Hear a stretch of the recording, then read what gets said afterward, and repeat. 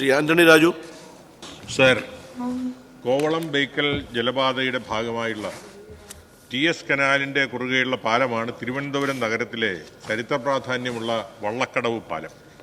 Sir, 1999 മുതൽ പല ഘട്ടങ്ങളിലും പാലം പുനരുദ്ധാരണത്തിനായി ഭരണാനുമതികൾ നൽകിയിരുന്നു. സർ, ദേശീയ ജലപാതയുടെ കുറുകെയുള്ള പാലമായതിനാൽ വള്ളക്കടവ് പാലത്തിൻ്റെ ഡിസൈൻ നവീകരിക്കേണ്ടി വന്നു. തുടർന്ന് 21/5/23 39.8 കോടി രൂപയുടെ പുതുക്കിയ ഭരണാനുമതി നൽകി ഭൂമി ഏറ്റെടുക്കൽ നടപടി ആരംഭിച്ചു. 70% ഭൂമിയുടെയും പണം നൽകി ഒഴിപ്പിച്ച് ഏറ്റെടുക്കുകയും ചെയ്തു. സർ, പാലത്തിൻ്റെ ഗുരുതരമായ ബലക്ഷയം മൂലം വള്ളക്കടവ് പാലം ഇപ്പോൾ അടച്ച് പൂട്ടിയിട്ടിരിക്കുകയാണ്. സർ, ബിറ്റുമിനിൻ്റെ നിരക്കിലുള്ള വ്യതിയാനവും മറ്റും മൂലം പുതുക്കിയ എസ്റ്റിമേറ്റ് തുകയായ 55.5 കോടി രൂപയുടെ ഭരണാനുമതിക്കായുള്ള ഫയൽ CTEയുടെ പരിശോധനയോടുകൂടി ബഹുമാനപ്പെട്ട ധനകാര്യമന്ത്രിയുടെ പരിഗണനയിലാണിപ്പോൾ.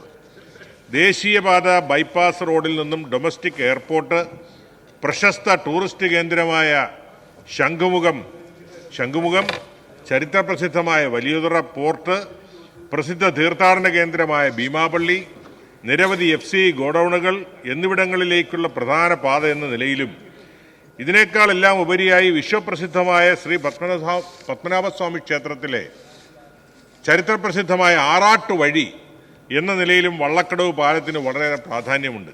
സർ, ഇതെല്ലാം പരിഗണിച്ച് ഇപ്പോൾ വള്ളക്കടവ് പാലം അടച്ചിട്ടിരിക്കുന്ന സ്ഥിതിയും കൂടെ, ഗൗരവതരമായ സ്ഥിതിയും കൂടെ പരിഗണിച്ച് വള്ളക്കടവ് പാലം പുനർനിർമ്മിക്കാനുള്ള പുതുക്കിയ ഭരണാനുമതി അടിയന്തരമായി നൽകി ഈ പ്രശ്നത്തിന് പരിഹാരമുണ്ടാക്കണമെന്ന് ബഹുമാനപ്പെട്ട ധനകാര്യമന്ത്രിയുടെ അഭ്യർത്ഥന. ബഹുമാനപ്പെട്ട ധനകാര്യമന്ത്രി. വള്ളക്കടവ് പാലത്തിൻ്റെ പുനർനിർമ്മാണ പ്രവൃത്തികൾക്കായി 58 കോടി രൂപ 5800 ലക്ഷം രൂപയുടെ പുതുക്കിയ പ്രപ്പോസൽ ധനവകുപ്പ് പരിശോധിക്കുകയും CTE സ്ഥലപരിശോധന നടത്തിയതിൻ്റെ അടിസ്ഥാനത്തിൽ പ്രസ്തുത എസ്റ്റിമേറ്റ് 55 കോടി 50 ലക്ഷം രൂപയായി വീണ്ടും പുതുക്കി നിശ്ചയിച്ച് ആയതിന് ധനവകുപ്പ് അംഗീകാരം നൽകി ഭരണവകുപ്പിനെ അറിയിച്ചിട്ടുള്ളതാണ്. എത്രയും പെട്ടെന്ന് നടപടിക്രമം നടത്തി ടെൻഡർ ചെയ്ത് നിർമ്മാണം തുടങ്ങേണ്ടതാണ്. എത്രയും പെട്ടെന്ന് അത് തീർക്കാവുന്നതാണെന്നാണ്